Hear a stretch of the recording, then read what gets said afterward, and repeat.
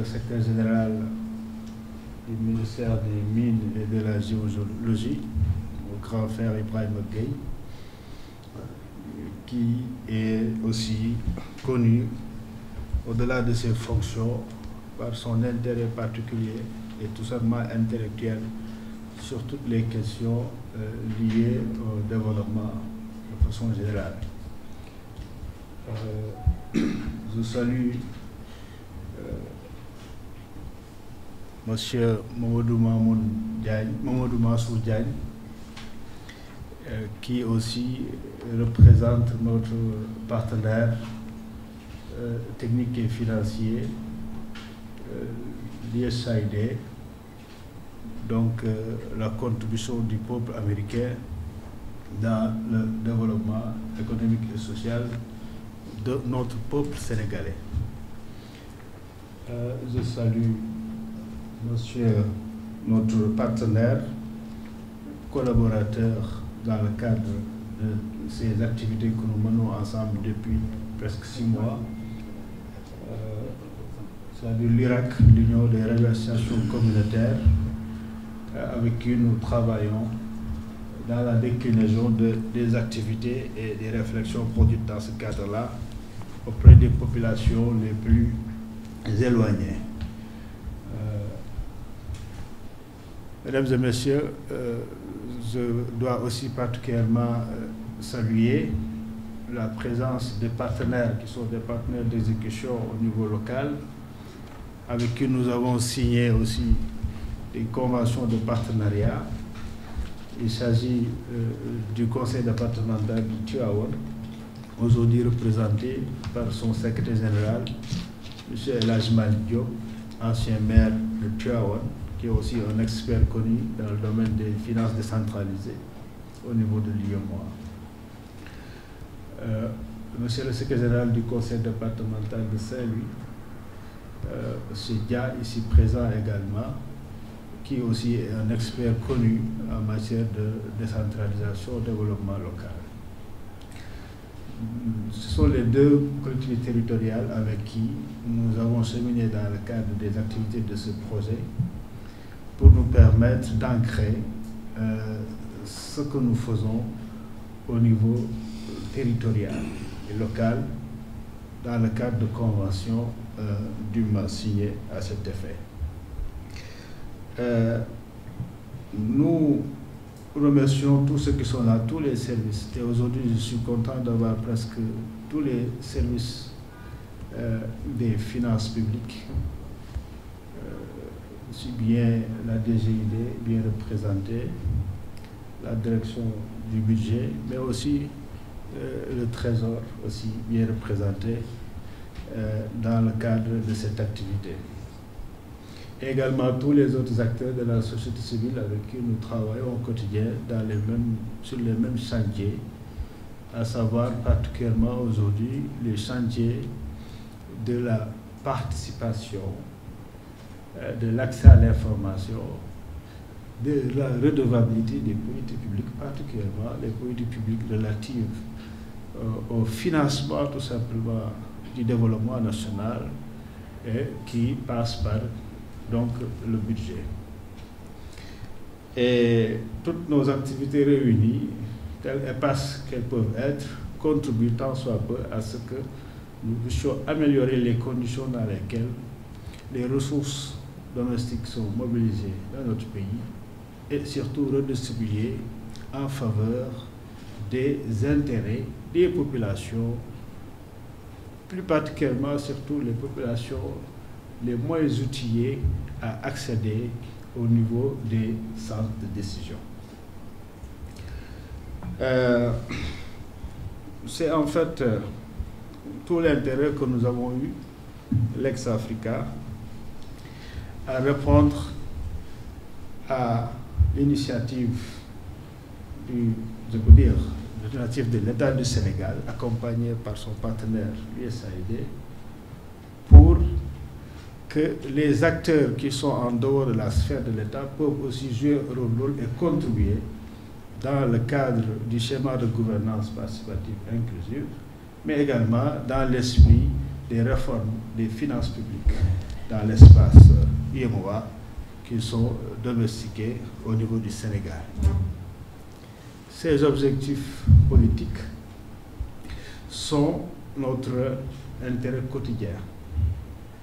Et il s'agissait donc d'une rencontre heureuse entre une volonté publique et également une volonté de participation citoyenne d'organisations comme les nôtres qui travaillons pour surtout relayer les préoccupations des populations, mais également contribuer à la formulation des politiques publiques et surtout à leur redevabilité.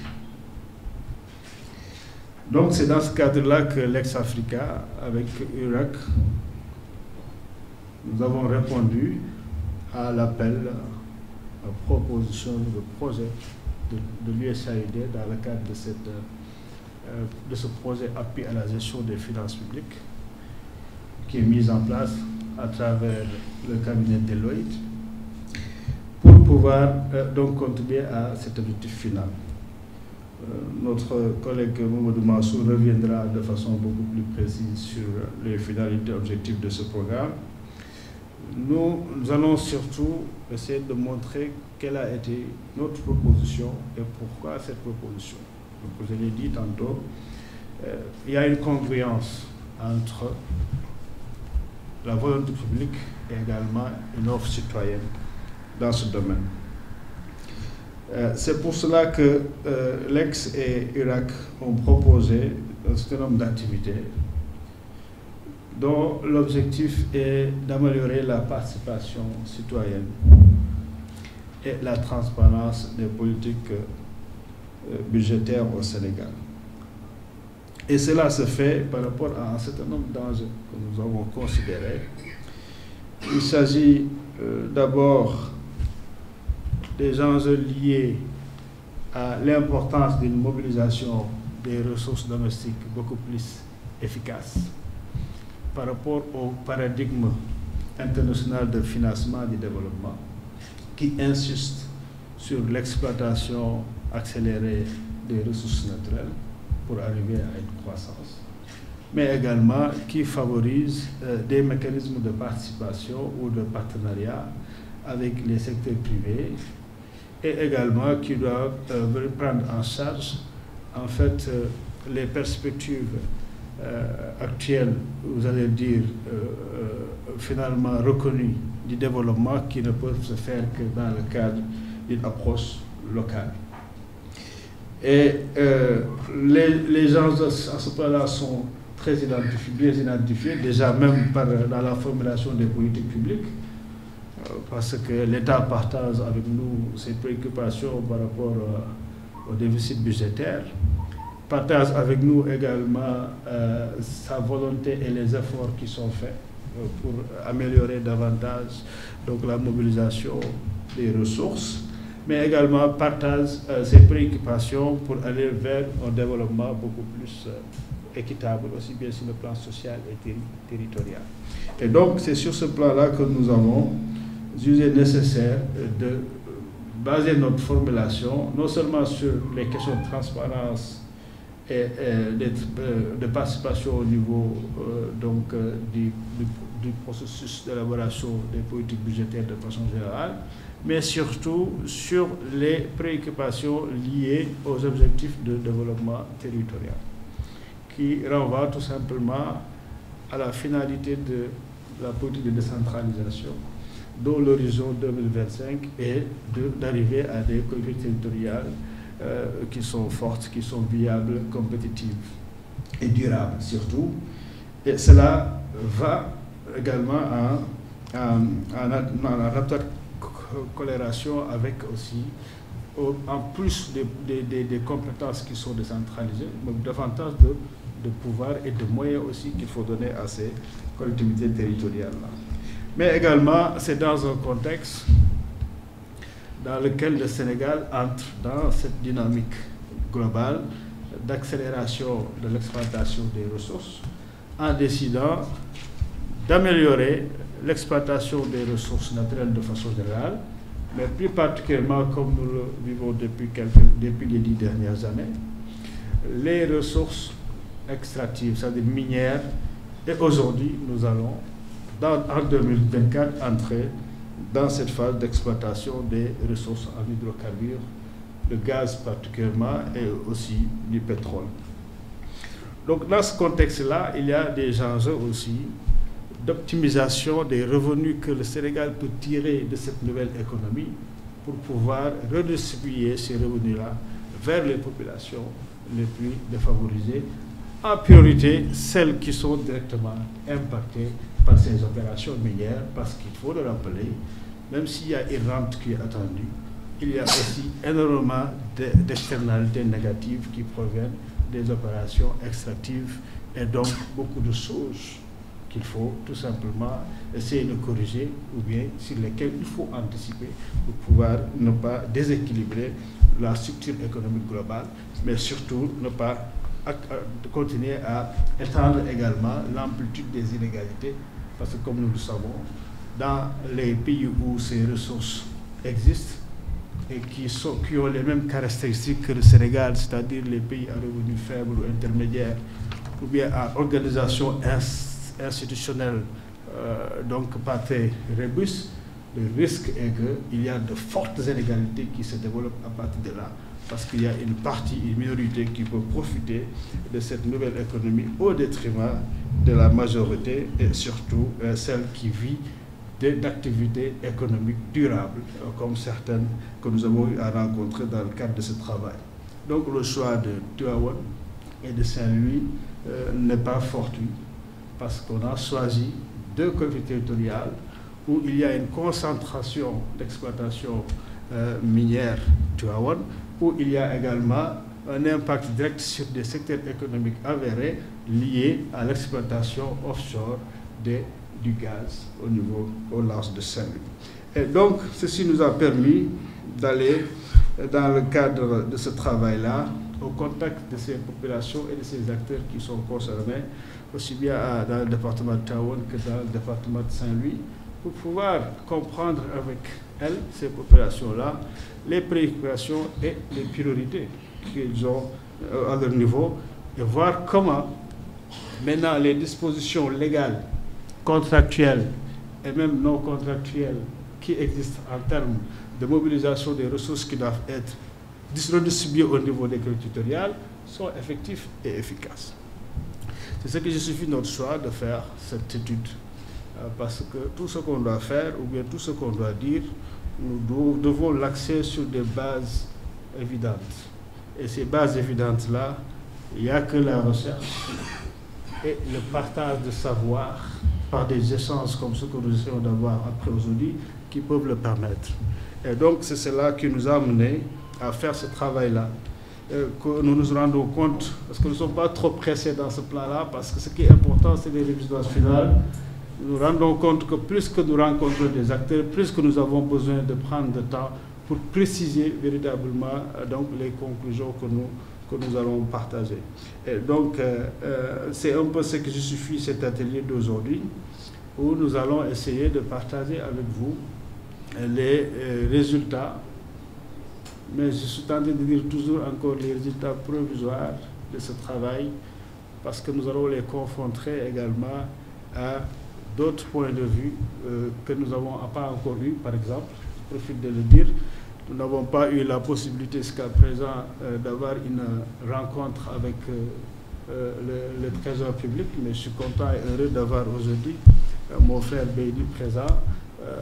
C'est par manque de temps et d'agenda, parce qu'on a beaucoup échangé à distance, mais on n'a jamais eu l'occasion de pouvoir se mettre ensemble, même si nous avons quand même rencontré vos collègues dans les régions au niveau de Saint-Louis et à Tivaouane. Et donc je pense que nous continuons ensemble à créer ce savoir, à produire cette connaissance qui doit être utile pour que le citoyen sénégalais, en fin de compte, soit bien informé et bien outillé pour jouer sa partition dans les politiques publiques des finances. Donc voilà un peu, si vous voulez, ce qui justifie notre présence aujourd'hui. J'ai pris le temps d'expliquer tout ceci parce qu'il s'agit en réalité de la première activité en présentiel que nous menons aussi ici à Dakar, au niveau central, avec les différentes autorités même s'il y a eu beaucoup de réunions que nous avons eues.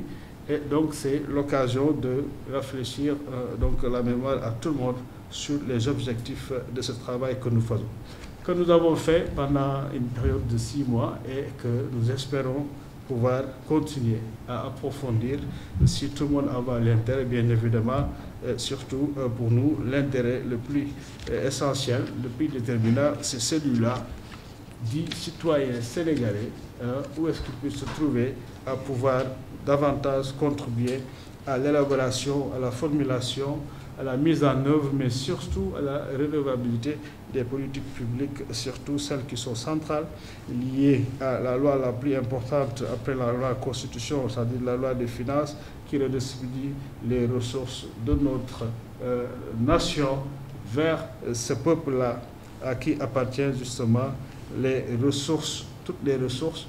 Et donc ça aussi, c'est une confirmation constitutionnelle sur les bases desquelles nous travaillons tous.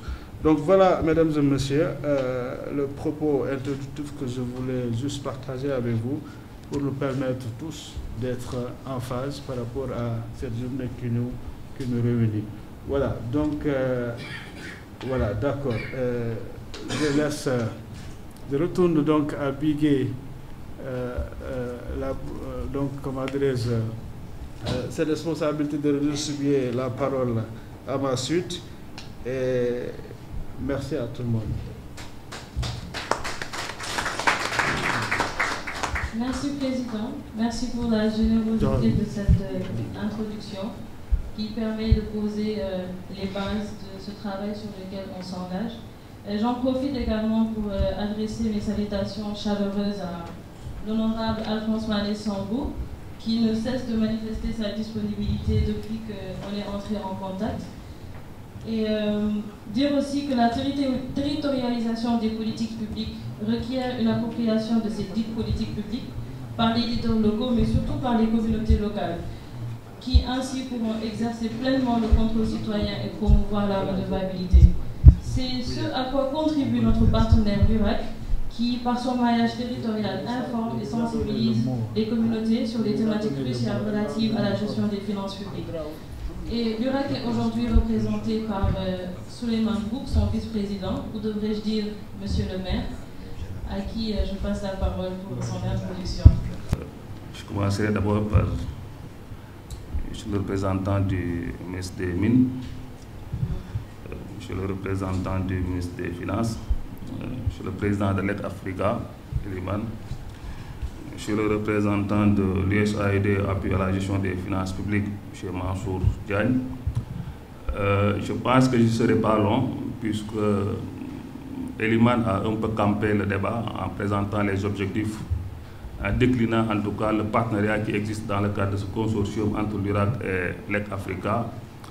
L'URAC qui est une fêtière de radio communautaire installée au niveau des 14 régions du Sénégal et qui était embarquée avec l'Aide Africa dans le cadre de ce projet extrêmement important en assurant surtout la communication sociale par rapport à la transparence, à la participation du public sur les finances locales.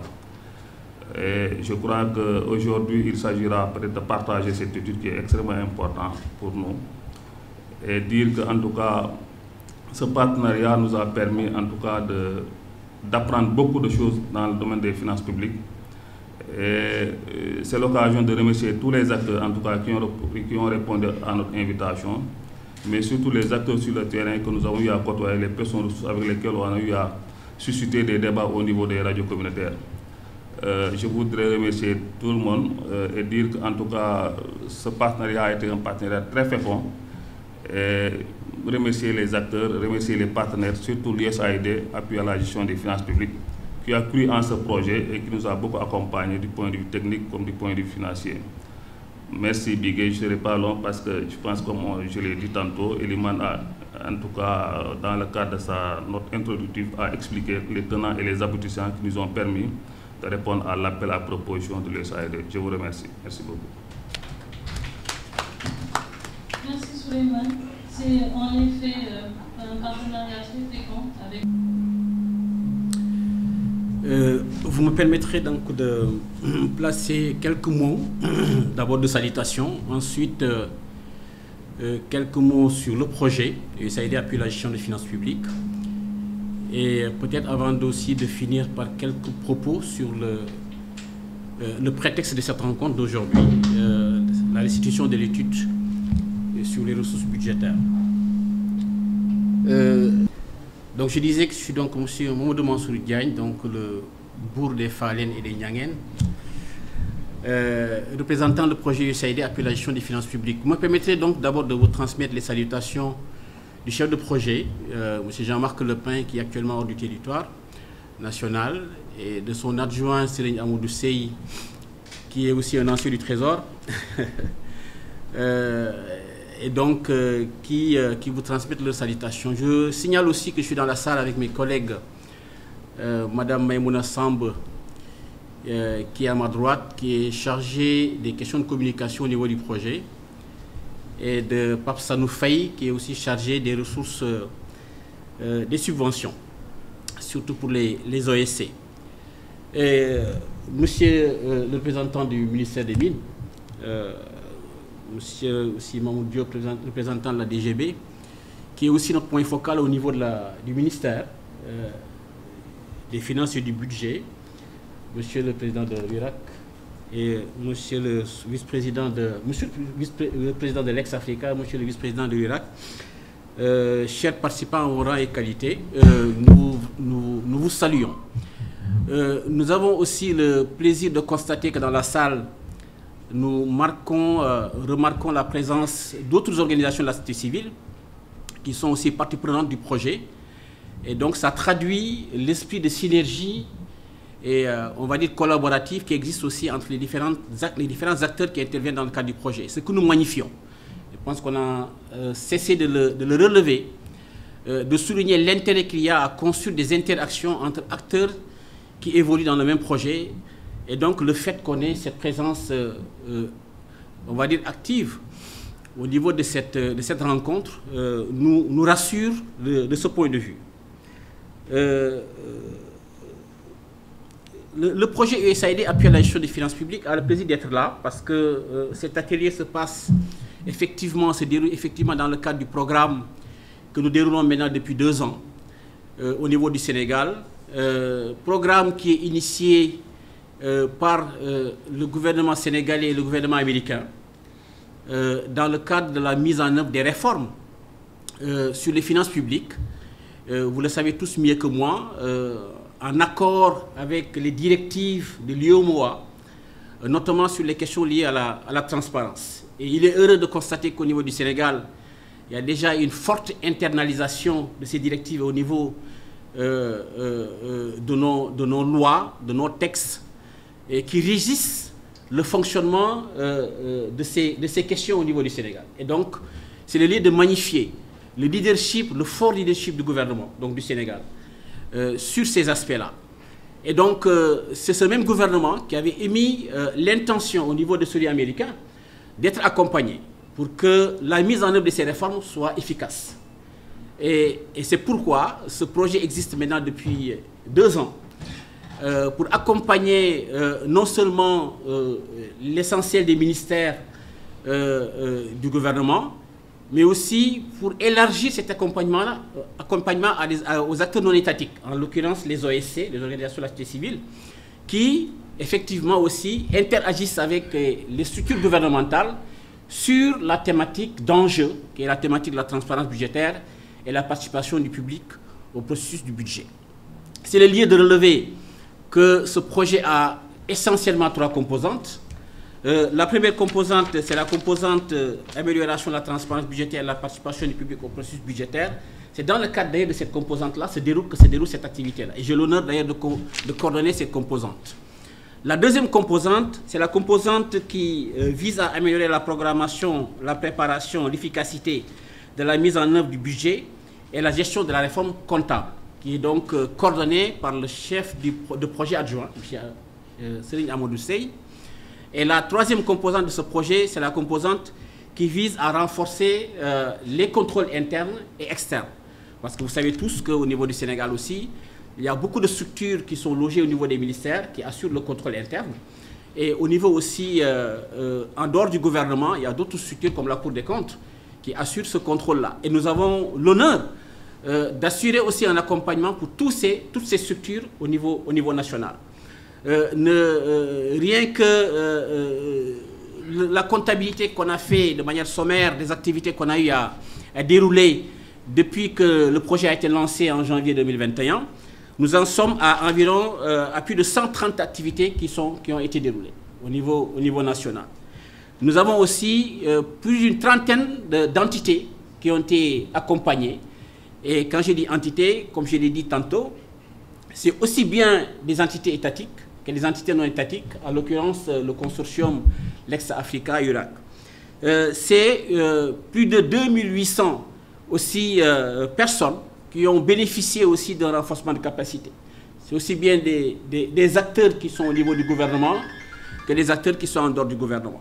Et donc, ça nous rassure sur le fait que la pertinence de ce projet est là et que les requêtes aussi continuent à nous parvenir.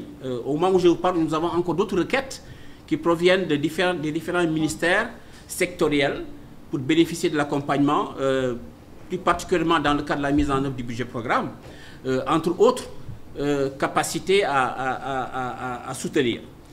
C'est pourquoi nous sommes aussi heureux de constater qu'il y a des organisations de la société civile qui sont dans ce pays et qui ont la même volonté de l'État d'accompagner, en tout cas de renforcer les capacités en matière de transparence budgétaire. Faire en sorte que tout le processus budget soit le plus inclusif possible et en tenant compte aussi de la finalité qui est de satisfaire la demande sociale à l'échelle nationale mais aussi pour la diaspora.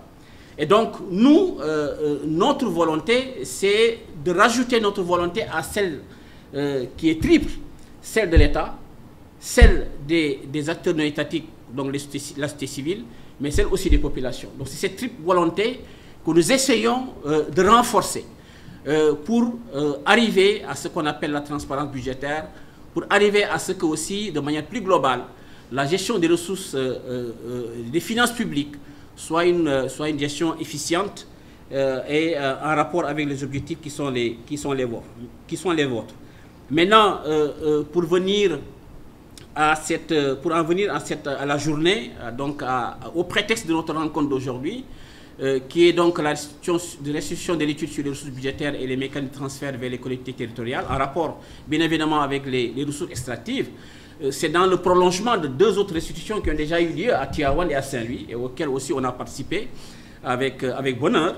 Et donc c'est une excellente chose en fait qu'au niveau national, qu'on ait ce partage pour permettre d'élargir l'assiette de challenge de cette étude-là, l'assiette de confrontation des idées, l'assiette de confrontation aussi des propositions, pour que, comme le disait Eliman tout à l'heure, que le produit au final soit un produit qui soit profitable à tout le monde. Parce que c'est une chose de faire une étude, mais c'est une autre chose aussi pour que cette étude, en tout cas les recommandations qui sortiront de cette étude-là, puissent servir à toutes les parties prenantes qui sont concernées. Parce que je pense que c'est ça là aussi la finalité. Donc notre attente, nous, à notre niveau, c'est que durant cette journée, que des propositions critiques, mais de manière positive, puissent venir enrichir cette étude-là.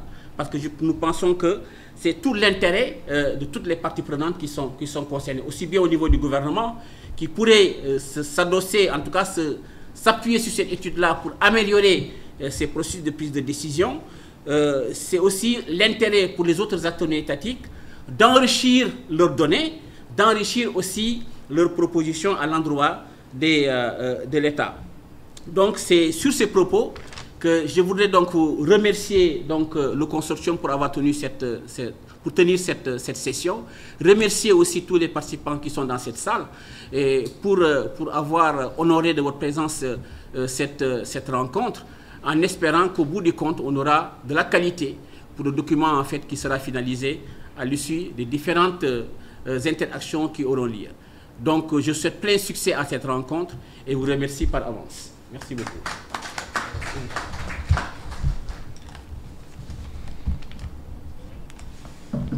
Merci beaucoup Mansour, et je suis très contente que tu aies parlé de synergie entre les acteurs.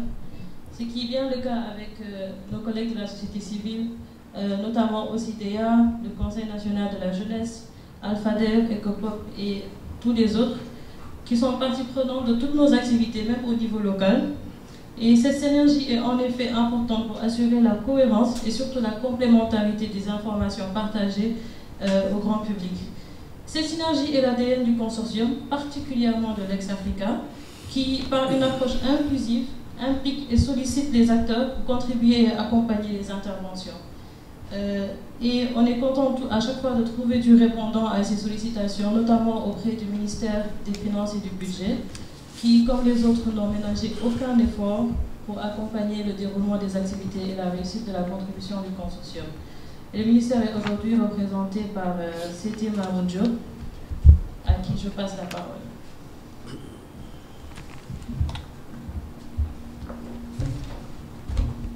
Bonjour tout le monde.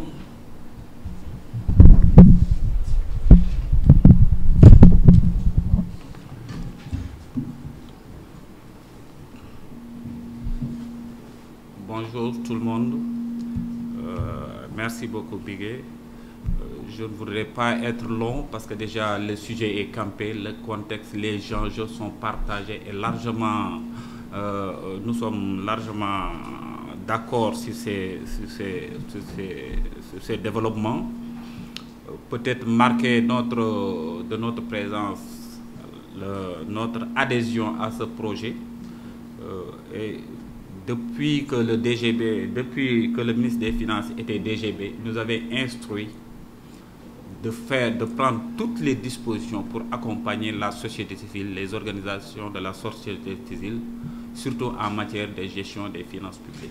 Et depuis, on a des liens avec l'USAID qui, avec son programme d'activité de travail annuel, chaque fois on a un certain nombre de travaux, nous sommes invités et nous participons à ces activités. C'est le temps, peut-être c'est le moment d'ailleurs de féliciter l'ex-Africa et Irak qui nous a associés pratiquement sur toutes leurs activités. Il en est de même pour les autres organismes de la société civile. Des fois, on a des contraintes de temps, mais nous essayons autant faire que ce peut de les accompagner, d'assister à leur séance. En tout cas, je ne veux pas trop développer parce que j'ai hâte vraiment de voir l'étude. Parce que souvent en administration, surtout en matière de gestion des finances publiques, nous sommes très accros aux procédures, aux textes, de fait que des fois on n'a pas souvent le retour du citoyen ou bien de la population. On n'a pas souvent ce retour. Et cette étude-là, qui est allée peut-être au fond, va nous donner en tout cas un retour satisfaisant du client. Parce que presque toute l'administration est en train d'entrer dans la certification. Et qui dit certification dit la satisfaction du client, c'est-à-dire de l'usager, du citoyen. Donc le citoyen est au centre de nos préoccupations. Cette étude-là, je pense que va nous permettre d'avoir un avis, en tout cas sur ce qu'on est en train de faire sur les transferts aux collectivités territoriales. Donc cette étude qui fait l'objet de la présente restriction permettra peut-être à démontrer, j'en suis sûr, que les efforts déployés par le gouvernement pour rencontrer les différents engagements, tant au niveau des critères qualitatifs que pour les repères structurels. Je ne doute pas que docteur, l'expert, vous allez nous donner un regard lucide sur la qualité de la gouvernance économique et budgétaire mise en œuvre par le gouvernement. Sans vouloir rentrer dans les détails, je crois que le niveau de transfert aux collectivités locales, jamais atteint par le passé, exprime partiellement les efforts de l'État pour, par exemple, pour donner une situation de départ bien de base sur ces transferts. Par exemple, pour la loi de finances 2024, le montant global des transferts aux collectivités territoriales s'élève à 109 milliards 666 dont 22 milliards sur financement de la Banque mondiale, destinés pour 123 communes bénéficiaires du PACASEN, sur la base de l'atteinte de leurs performances, et 87 milliards 410 sur ressources propres et destinés à l'ensemble des collectivités territoriales. Vous voyez que nous avons noté une progression de plus de 10 milliards par rapport à 2023. Ceci marque l'accompagnement constant que l'État fait au niveau des collectivités territoriales. Mais nous sommes loin de faire une autosatisfaction. C'est même l'objet de cette étude qui va nous expliquer les points d'attention, en tout cas les améliorations attendues, les espérances des populations pour mieux faire encore avec les transferts. Donc je laisserai peut-être le soin à l'expert, au docteur, de présenter ses conclusions préliminaires ou provisoires. Après les échanges qui seront fructueux permettront de l'enrichir. Il y avait des contraintes de temps pour que nous rencontrions le docteur. Je crois que Bigué nous avait mis en report, mais il y avait des contraintes d'agenda, on n'a pas pu se rencontrer. Je ne sais pas si on rencontrait le Trésor. Je me réjouis aussi de la présence du Trésor dans cette séance, parce que nous sommes toujours très budgétaires, mais vraiment, Koporgé, c'est le Trésor, l'argentier. Donc nous sommes vraiment contents de leur présence. Peut-être ils diront un mot ils nous ont rejoints dans ce processus.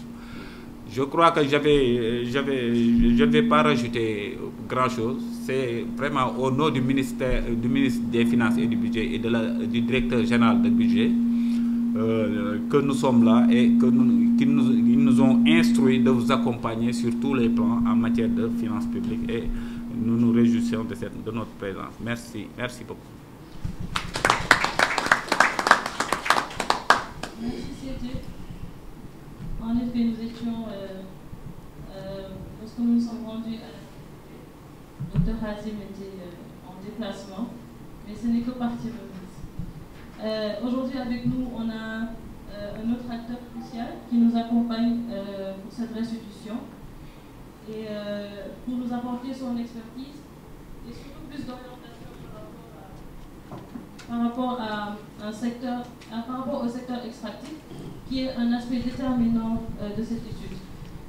Il s'agit du ministère des Mines et de la Géologie, représenté par M. Ibrahim Gueye, qui est président de cette séance.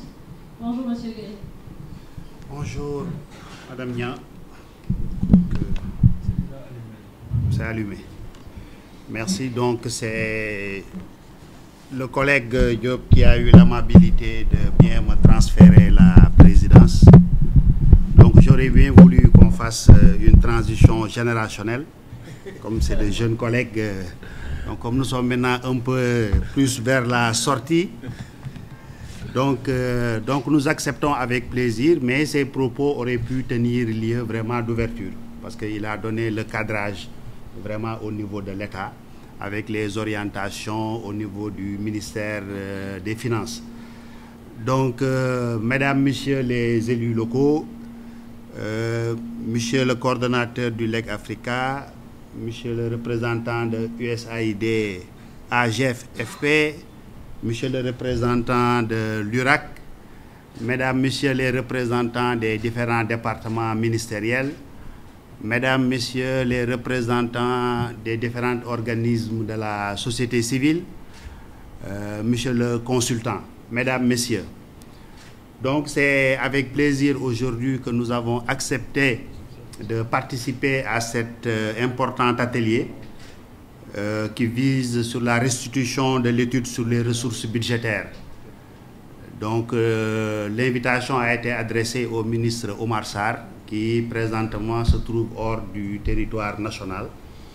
Donc nous avons pu avec Madame Ndaw Aminata Seck, qui est notre directrice de la réglementation, vraiment faire l'effort de venir participer à cet important atelier et de voir autant que possible comment nous pouvons faire les contributions nécessaires, mais surtout aussi recevoir les feedbacks de l'importante étude pour mieux affiner davantage les orientations et les stratégies qui seront dégagées au niveau du ministère des Mines et de la Géologie. Donc, mesdames, messieurs les organisateurs, nous nous réjouissons particulièrement de l'importance de cet atelier. Donc, comme on l'a dit, il y a 3 éléments qui manifestent vraiment notre intérêt vraiment à participer à cet atelier et à contribuer à ce que les résultats qui sortiront vraiment de ces échanges et partages puissent vraiment servir pour qu'une amélioration beaucoup plus sensible des conditions de vie de nos populations. D'abord, le périmètre de l'étude constitue notre cible d'intervention prioritaire. C'est les collectivités territoriales qui sont impactées. Donc ça nous intéresse à plus d'un titre. La plupart de nos actions sont prioritairement orientées vers ce cible. Le deuxième intérêt, c'est sur le cadre juridique. Principalement, nous exerçons au niveau du code minier de 2016, donc où il y a le trame de l'exposé des motifs qui avait insisté sur la révision du code de 2003 qui vise à rééquilibrer la gouvernance du secteur. Parce qu'il avait été constaté un déséquilibre manifeste dans vraiment la redistribution des profits tirés de l'exploitation minière. Donc, autant que possible, ce code a pu essayer de répartir de façon plus avantageuse entre les 3 acteurs clés. 3 acteurs clés, c'est l'État, ce sont les investisseurs, mais aussi ce sont les populations impactées. Donc, le code a essayé autant que possible de mettre en place des outils et des mécanismes dont les plus importants sont le fonds d'appui et de péréquation. Et le deuxième mécanisme essentiel, c'est le fonds d'appui au développement local. Bon, jusqu'à présent, avec souvent les lenteurs et les lourdeurs qui sont au niveau de nos administrations, ces fonds ont du mal à atteindre leur niveau optimal en termes d'exécution au profit de nos collectivités territoriales. Donc, il s'agit de voir à travers les différentes contributions de l'étude comment nous pouvons faire pour améliorer encore davantage cette opérationnalisation et que les ressources puissent vraiment arriver. Après la partie réglementation, c'est ce qu'on appelle la légitimation des activités minières. Aujourd'hui, il est bon d'avoir ce qu'on appelle la licence légale. C'est le fait de déposer une autorisation en bonne et due forme que l'État vous donne. Mais dans le secteur, au niveau international, les standards retiennent que l'élément le plus déterminant dans une exploitation minière, c'est la légitimation. C'est ce qu'on appelle autrement la licence sociale. Aujourd'hui, les compagnies ont un défi. Au-delà de ce que l'État peut leur conférer en termes de légalité, de pouvoir acquérir par elles-mêmes une légitimation de base. C'est-à-dire arriver à ce que les populations puissent s'approprier du projet. Et il est unanimement admis que c'est un des facteurs clés qui devrait permettre que les exploitations minières futures puissent se dérouler dans une certaine quiétude au niveau de nos terroirs. Sinon, comme l'a expliqué Eliman, ça va être des affrontements et des oppositions de plus en plus virulentes et violentes qui peuvent, comme récemment à Kédou, déboucher même sur des morts d'hommes. Et ça, c'est très fort regrettable. C'est une activité qui devrait nous valoir des valeurs ajoutées en termes de développement et de bien-être et non nous valoir des vraiment pertes en vue humaine et autres. Donc c'est vraiment l'élément aussi qui est extrêmement important. C'est pourquoi je réitère au nom du ministre Oumar Sarr toutes nos félicitations aux différents partenaires qui ont pu vraiment accompagner cette initiative et permettre à ce que par l'approche aussi qui est tout aussi souhaitable. Parce que dans notre administration et dans notre pays, de façon générale, on a l'habitude de beaucoup parler, mais de faire peu d'études et de recherches.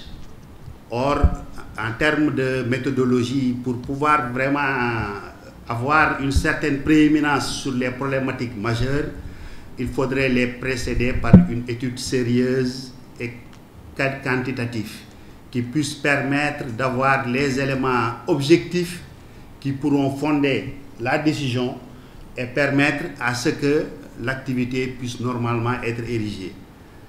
Parce que ce qui fait la pertinence de l'approche, souvent c'est en comparaison avec ce que nous avons dans nos différents codes. Nous avons des codes très bien écrits qui respectent tous les standards internationaux, mais qu'on a du mal à appliquer. C'est parce que souvent c'est le code qui précède la réflexion. On a une belle idée, au lieu de creuser l'idée, de la partager, de faire des recherches pour avoir des trucs, on préfère mettre l'idée directement dans le code, l'écrire. Et souvent on peut rester 2 ans, 3 ans, comme c'est le cas, ou 4 ans, on ne sait pas comment matérialiser l'idée. Ce qui fait que dans l'approche méthodologique, il est toujours conseillé, certainement le consultant y reviendra, de procéder d'abord par des recherches objectives, exhaustives, qui puissent permettre de déceler les options, les stratégies, les orientations, et c'est à partir de là que la réglementation doit être utilisée comme support. La réglementation, je le dis à nos amis juristes, c'est un support. Mais ce n'est pas la réglementation qui règle une problématique. Une problématique ne se règle pas par la réglementation, mais il faut procéder par une recherche, dégager des stratégies et utiliser le support de la réglementation comme le support de l'organisation pour que la mise en œuvre soit efficiente. En tout cas, mesdames, messieurs, c'est les satisfactions que nous avons déjà. C'est pourquoi nous attendons avec impatience la restitution de l'étude pour vraiment pouvoir nous confirmer dans certaines perceptions ou peut-être nous donner encore beaucoup plus d'éclairage sur des voies qui pourraient être susceptibles d'améliorer de façon substantielle le niveau de vie de nos populations. Sur ce, je voudrais au nom du ministre Omar Sarr, ministre des Mines et de la Géologie, déclarer ouvert ce présent atelier de restitution de l'étude sur les ressources budgétaires, les mécanismes de transfert vers les collectivités territoriales et les dépenses sociales en fonction des priorités des collectivités impactées par les industries extractives. Sur ce, je vous remercie de votre très aimable attention.